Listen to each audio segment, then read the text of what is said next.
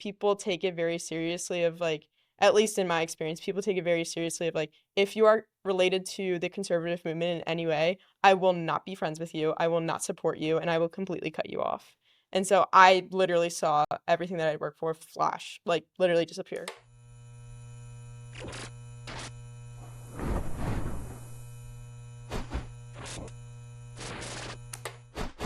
Hello everyone, welcome back to GenZ Unplugged. Today I'm joined with one of our interns from the 2026 class, Juliana. She's a rising junior at Tulane University, and we are just so pleased to have you with us. Thank you for having me. I appreciate it. So to start off, do you want to tell us just a little bit about you? Yes. Okay, so I am a junior at Tulane University. My name's Juliana Lucas. I'm from Monmouth County, New Jersey, and I am a legal studies and business and finance major on a corporate track. I used to be a former ROTC student. Now I'm not, but I do a lot of work with the Newcomb Institute at my college. I also do a lot of work with Phi Alpha Delta at my college, the pre-law fraternity. I do a lot of work with the Tulane ice hockey team. So this is the first year that I'll have enough time to finally go and be on their team. So I'm very excited to start that. But yeah, that's a little bit about me. That's awesome. I just read your conservative story, which is a project that you and all the other interns are doing. Yes. And you start off your story with academic freedom doesn't exist. Yes. So would you want to go into a little bit about that? Yeah. Because that was a pretty strong start, and I'd love to Yes. hear your thoughts on that. Yeah, so this past year was my first year in student government. And one thing that I had noticed was that whenever I would bring up issues related to ROTC, so for example, at Tulane, we have an issue with parking, which is pretty typical for college campuses. But the thing is, some of the ROTC students have their detachments located away from campus. And so there was a discussion brought up, which was basically, why do ROTC students get parking? And they were saying that it was very unfair that the ROTC students were getting that parking and that university students were not. And every time that I would bring up anything related to military or ROTC or anything of that nature, I would get extremely shut down. And so I'm not sure where that, shutting down came from, but it really made me upset because, these kids will eventually go on to serve our country, and it just felt like it was something a little bit more political than it came off. It didn't seem like people were saying, oh, they shouldn't get parking because we deserve parking more. It just seemed a little bit politically driven. Got it. So your whole intro to the conservative movement in general, did that start in high school, grade school, college? Tell us a little bit about that. I think it started when I was very young because my family had always been very conservative, and my grandmother, very conservative woman, she goes to church every Sunday, and I'd always grown up around it. But it was really in high school when my views started to get challenged a lot. I went to I would say more of a left-leaning high school, and so hearing these ideas that weren't anything that I had been taught growing up was something that was very like weird and uncomfortable for me.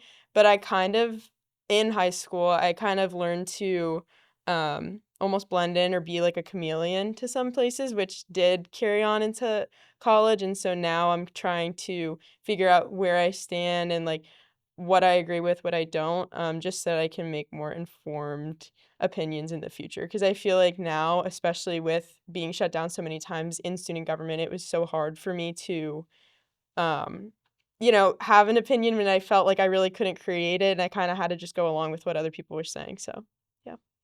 Do you feel like a lot of students are similar to you? Like, have you met any friends that are like similarly shut down or like are afraid to speak up? Because we work with a lot of college girls and Gen Z girls who have kind of spoken up about their opinions, but because you're in college right now, I'd love to hear your thoughts on like if you've talked to anybody or if you have friends that you've bonded with over being censored and things like that. Yeah. Is that like a common thing, do you think? I think that there is definitely less people who are conservative on Tulane's campus, and I think that a lot of it has to do with the fact that people don't talk about it. So, for example, people that I'm really, really close with, I'll definitely talk about it with them, but I also have friends who I know will not be friends with me if they know that I am a conservative. And so that has been very difficult. But there definitely is people who have like conservative values but just feel like they can't talk about it. But I would say that specifically at my school, it's a very low population of people. And like, yeah, a lot of people do feel like there's a pushback on being conservative. Like, a lot of people don't say their opinions because they know that it will affect being elected to certain things, and it will affect, like, certain, like, elections or, like, running for club positions, stuff like that. It'll definitely prevent any kind of involvement in those spaces, which is scary for me because I feel like I love having my opinion and I wanna Yeah. continue to have Yeah. it, but I also wanna continue to have the leadership positions that I do because I'm genuinely passionate in them, and I don't think that a political thought or a political opinion should change that. Like, I don't think that you can't if you have a different political opinion, that you can't have a leadership position. So, yeah. And Juliana, I was also reading your conservative story, and you mentioned you had a lot of involvement in hockey. Yes. So talk about that. So, I never thought I was gonna play ice hockey ever in my life, and then freshman year of my high school, I had met with the coach was actually my dad's work friend, and so I had joined the team, because he told me, "I know you can't skate, but I would like to teach you, and I would like to teach you how to play hockey." So that's why I joined, and I loved it. My freshman year, it was my favorite thing in the world, and I loved it so much that I had gone and tried to join a travel team. The thing is, when I went to try and join a travel team, I had realized that all of the girls' teams in my area that were anything less than an hour drive away were all disbanded. So there was no girls' teams Oh, why for was that? I'm not sure. There was a lot Okay. of issues. I'm not 100% sure, but I Okay. do know that there was a lot of funding issues specifically for Okay. the girls' team in my area. And there were never the same issues for the boys' teams. And so, being a hockey player, that made me very mad. So I said, you know what? I'm not going to go on a girls' team anymore. I'm going to go on a boys' team. I'm going to join the house league. And the house league, if you don't know, it's for like beginner players or like people who don't really know how to skate, just to get more experience in the game. So So that's not travel. That's just like no, it's beginning. yeah, Okay. yeah, yeah, just like like a very, like, low level, Like rec, yeah, like a rec no league. skill Okay. required kinda thing. And so it was me, and I believe there were 2 other girls who were with me, but, sometimes people wouldn't show up, so most of the time it would be just me at practices. And what ended up happening was, even though at this point I had been skating for 2 years and playing for 2 years, although I wasn't good, I knew how to at least skate. Yeah. And there were boys on the team who did not know how to skate. Except every single time that we had a game, they were always asked to play before I was.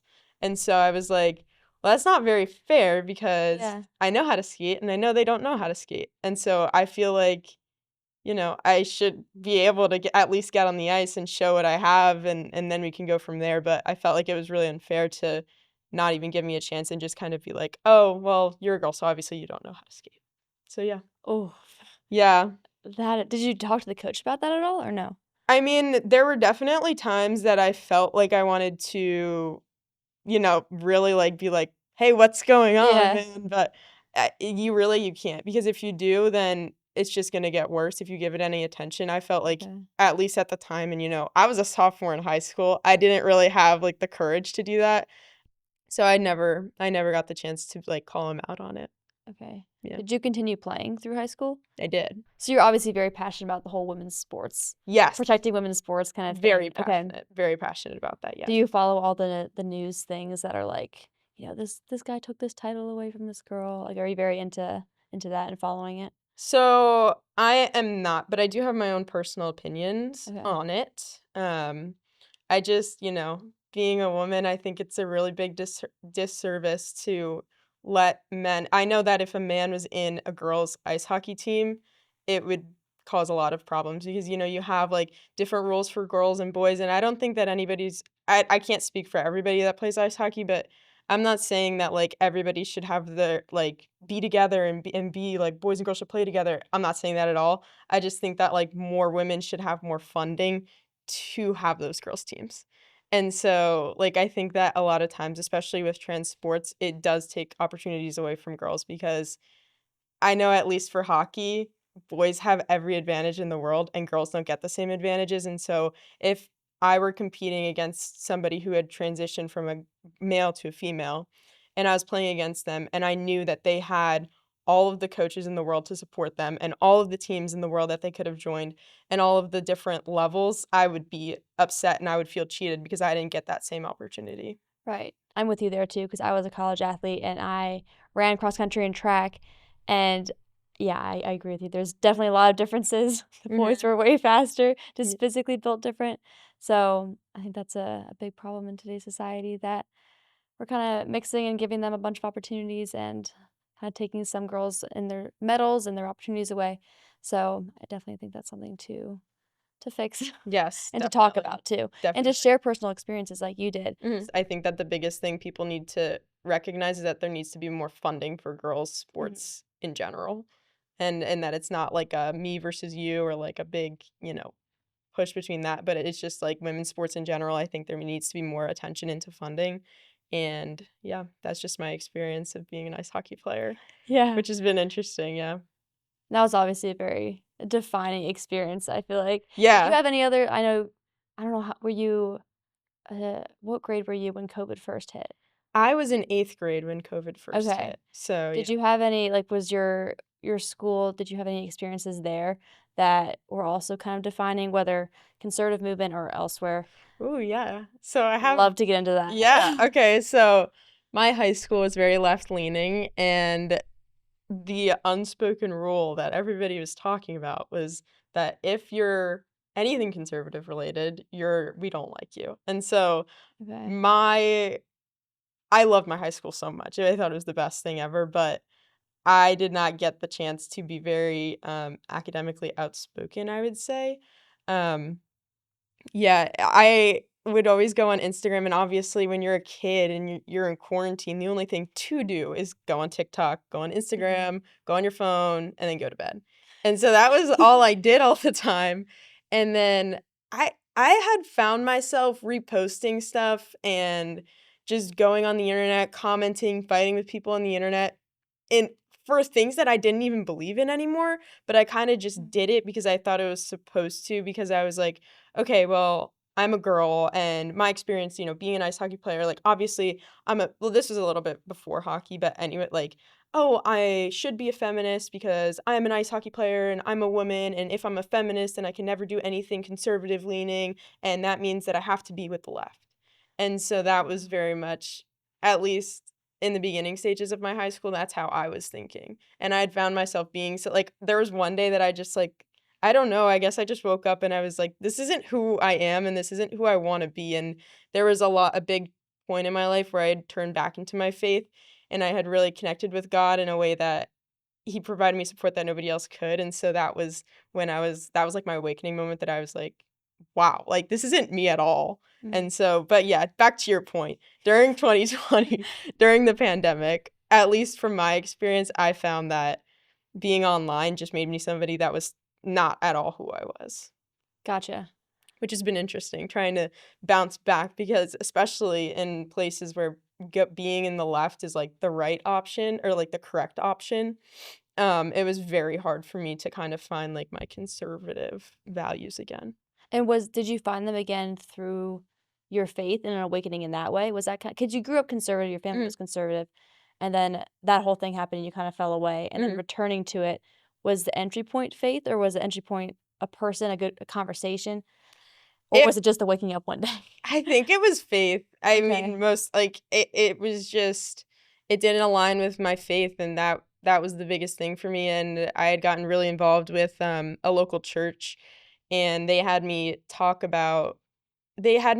the people getting their confirmations. And it was like about high school and everything and I was thinking about like what was the most impactful to me during my high school experience and it was like honestly like having God and having that was the one thing that let me get through high school, and so, I don't know, I felt like that it wasn't like a woke up in the morning and, like, everything was different. It Yeah. was, like, very, like, gradual, and I Okay. just kinda found myself, like, as time went on, like, "Ooh, like, I don't really agree with that, like, I'm gonna stop posting that kinda stuff," or, like, "Ooh, like, I actually learned about that, and now that I know the information, like, I don't really support that, I'm gonna unfollow that thing on Instagram, or I'm not gonna, like every story that I see on Instagram." So that's how it started, and then it kind of, like, manifested in different ways throughout my life, but yeah, Okay. it's like an ever evolving spectrum, I don't know. I Yeah. I just learned that, like, I feel like a lot of times also people feel like they have to pick a side. I know I definitely still feel like I have to pick a side, but, like, learning that you can have, like, a wide array of, like, opinions is just very weird for me and very, like, "Wow, like, that's cool, like, I can do this. I don't have to be like one or the other," so Yeah, I think that that's an experience that a lot of girls have, Mhm. that the left is the only welcoming place, or this is the only opinion you should have, and anything else is either, like, a really tiny population, that doesn't really believe that, but there's, like, a few unpopular people who do. Um, but yeah, we've talked to a lot of girls who are at their colleges, and it's like they started their experience being like, "Oh, yeah, this the left is the only place that women are strong," and, things like that, and they can play Right. sports, Right. that sort of thing. So, I think a lot of girls are in your same position. Yeah, I feel like I've had, like, exposure to all of the different, not all of them, 'cause I'm always still learning every day, but I've had exposure to a lot of, like, the big major, like, theories, I guess, but, like, I don't know, I think people just have to realize that conversation is a lot more valuable than they think it is, and allowing the conversation in the first place is a very, very important thing that we have to do, because the second that we start shooting people down or making people feel self-conscious or making them feel like scoffing or giggling or laughing when people are talking about their political opinion, that's just not respectful, and it's not how you create change or anything like that, because if you really want change, like, recognition is the first step to change, and so if you're never having the conversation, you never recognize anything, and then you never actually change. So, I don't know, I just think that today academic or, like, having different opinions is not really valued, and it should be a lot more. Yeah, because that's one of America's founding principles, like, Mhm, free speech, and that should allow conversations and free ideas, mhm. um, and things like that, so that's a very, very American idea. Yes. And in your story, you mentioned that you had gone to some sort of conference, Yes. that kind of helped in the whole refining your own ideas. So do you wanna Yeah. speak about that a little bit? Yeah, so I went to what was called the Campus Victory Project. It was super random the way that I got the invite. I got an invite on LinkedIn, and Okay. that well, at High school or first college? college. Okay. So this was my sophomore year of college. I had at this point I had been in student government for I don't know, about 3 months-ish, and then I got a LinkedIn text and an Instagram follow, and I was like, "Who is following me on Instagram and LinkedIn? Like, what's going on?" So then I DM'd them and I said, "Hey, like, what like, what's up?" And Uh-huh. then they were like, "Hey, so I'm actually looking for people to be a part of, a conference that I'm host or, like, that I'm helping, like, pick out people for." And it was he did tell me at first that it was a conservative women's leadership or not women's, just a conservative, leadership conference, and I was like, "Okay, like, seems cool." I also in my head, though, I knew that if anybody from my school found out that I was here, I would be in big there would be a lot of issues. Okay. And so I kinda had to keep it under the radar, but I did end up going, and I met tons of amazing, like, young conservative leaders who genuinely were very passionate about what they believed. And for me, that was just something that I hadn't really seen, and it was something that I never got to talk about, and so that was the first thing I was like, okay, like, politics are kinda cool. I like this. I like talking about this, and since I've been to college, I've never been able to talk about this with anybody without the fear of them not being my friend. Right. And so it was very special to have that, and that's kind of what kickstarted, like, being more politically involved and just trying to get more information about what and really trying to figure out who I am in today's politics, but yeah, that it was very scary though because also, after everybody had gotten back, I was on Snapchat in, like, the middle of March, and it was when everybody was running for their, campaigns. Because another part of the conference was to learn how to campaign correctly so that you can keep, being a conservative leader on your campus when in today's world, a lot of institutions are very left-leaning. And so people were winning, except people on, Fizz, Yik Yak, that sort of like Yeah. anonymous app kind of Mhm. thing. They had started calling people out on being involved in what they refer to as the victory files. And so Oh. this was when, like, there was a lot of other files coming out and people were, talking about it as big talk. They decided to name it the victory files. And so everybody was talking about it. And they had gone through and started finding people who had went to this conference and publicly outing them as like a conservative, as being, oh, this candidate, they got funded or sponsored by a Turning Point USA related organization. Wow. And so it was a whole yeah, it was very scary because at that point, I'm thinking to myself, if my name ever ends up on one of these lists, I'm going to lose every single thing that I've worked so hard for the past 2 years. Like, even though I'm very passionate about it and I do my job well and I do what I'm supposed to, like, I would lose any leadership position that I had. In And student government or even beyond? beyond and Okay. anything. I would lose any student, like, I know, like, the way that my pre-law frat is it's very election-based, like, everything is based off of an election, and so if you don't if people know that you don't support their political views, they're not gonna vote for you. Like, I would be blacklisted from basically every single club or organization except for maybe, like, Bridge USA or, like, Turning Point maybe, but, like, Wow. a lot of people take it very seriously of, like, at least in my experience, people take it very seriously of, like, if you are related to the conservative movement in any way, I will not be friends with you, I will not support you, and I will completely cut you off. And so I literally saw everything that I'd worked for flash, like, literally disappear, and I was like, "Oh my gosh."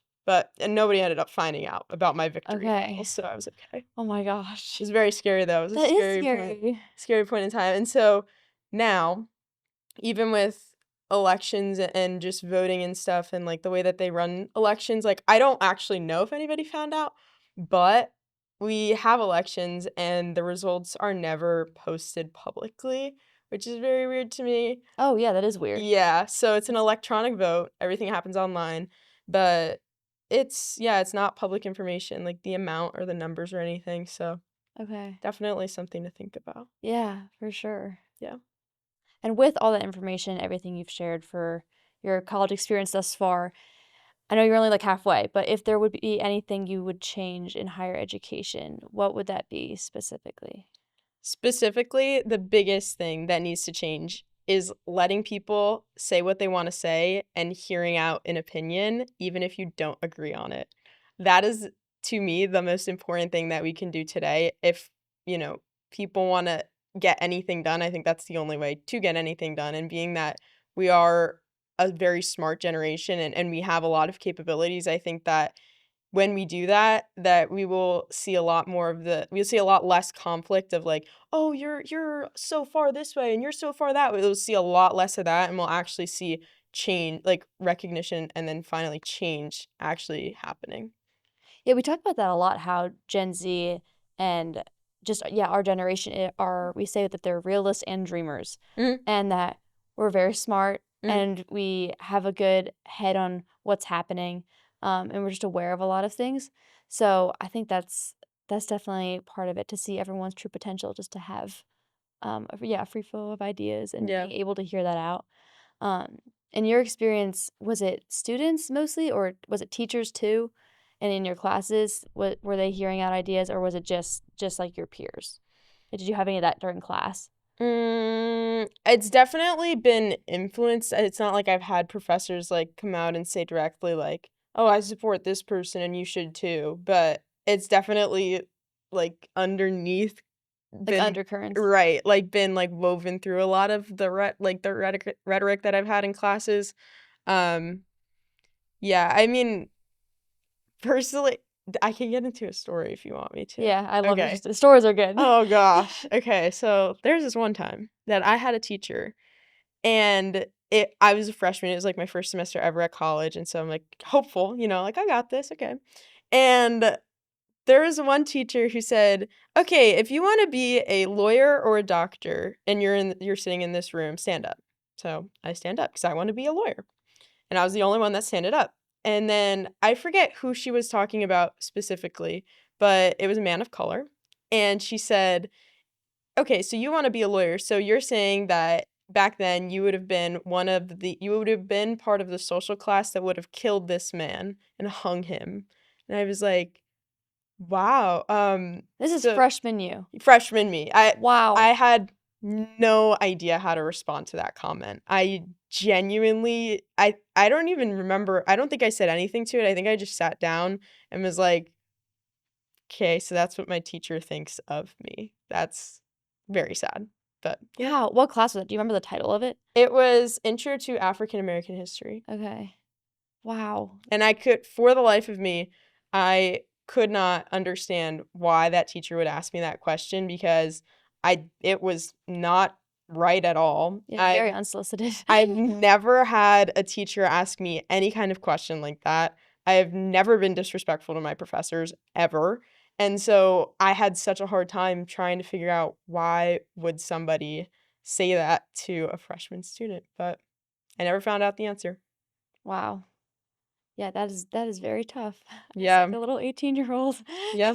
going straight to college and being like, "Oh," like, all hopeful and things like that, And yeah. you hear things like that, and it's so hard, and it doesn't make it any easier to say anything else in the future because you know that that's how people if people are gonna react like and, I shouldn't say all people are gonna react like that because Yeah. it wasn't one-off thing, and I since being at my school, I haven't heard anything that extreme, Mhm. but, the fact that somebody felt like that was an okay statement to make in the first place just really made me sad, really made me upset.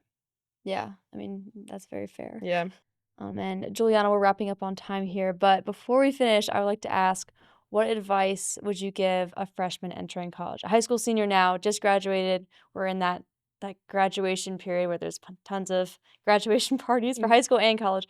But for a high schooler who's entering college this year, whether it be a university like yours or just different type of university, what advice would you give them? That's a great question, and I've actually been thinking about it a lot because my sister, Alina, shout out Alina, but she is going to college next year, and so she's definitely been needing that advice. When I talk to her, I tell her that the best thing that she can do is figure out or try and figure out who she is now so that in the future, if she has any kind of opinion that people don't agree with, she can actually debate it. Because I remember how I felt being that freshman when that teacher made that comment to me, and I had no idea how to respond. And so I think if before I started college, I had a better idea of who I was and what I actually believe in, truly believe in, and why, and I knew why, and I understood that, I think I would have been able to pave a path for myself that was, not like I hate that I felt like I gave into a certain what other people were saying that wasn't me. And so I would just say definitely make sure to know who you are and really have some at least some and they can change but just some like guiding principles or something like that that you can know you can stick to. That is very good advice. And with that, we are wrapping up, and we hope to see you next time on GenZ Unplugged.